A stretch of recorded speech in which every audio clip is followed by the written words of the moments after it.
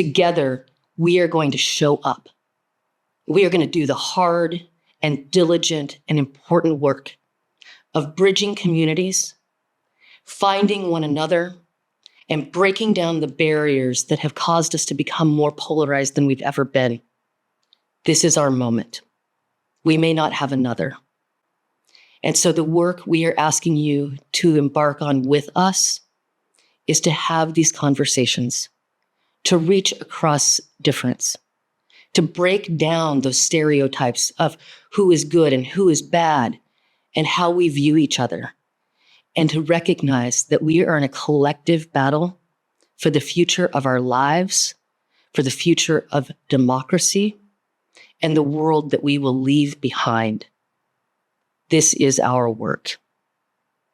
Democracy is a practice that takes regular, daily, intentional participation.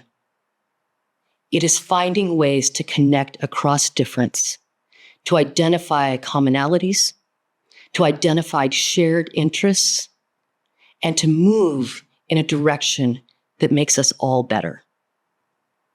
We are in this together. And the only way that we will find ourselves to the other side is together. It's easy to become so disappointed and so disillusioned with everything that we are facing together as people and as a country.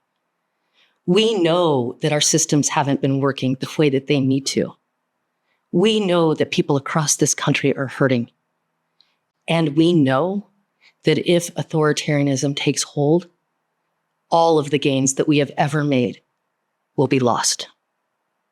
Democracy, our government, the promise of this country, those belong to us.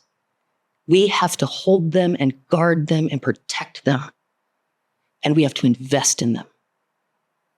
We have to take the charge. We need to remember that we all stand on the shoulders of those who have come before us.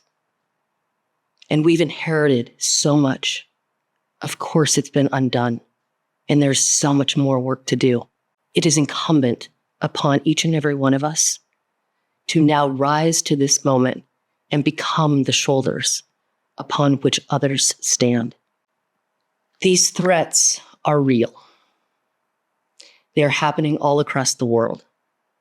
And we know that these folks want us to be divided. They want us to see each other as enemy. They want us to redirect the hurt and the anguish that we feel about broken systems, to attribute that to the fault of others. Folks, it's like dominoes.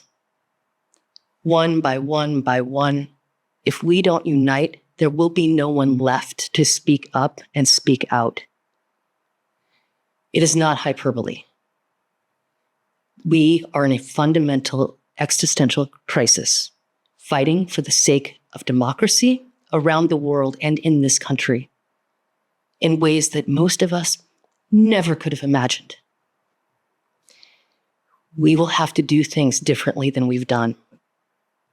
We will have to summon the courage to have hard conversations across any issue, to regain the skills of community and taking on the complex issues. Folks would like us to believe that we are nothing more than the political identity that we assume, or that we are either good or bad. But the reality is that we are all a lot more complex than that.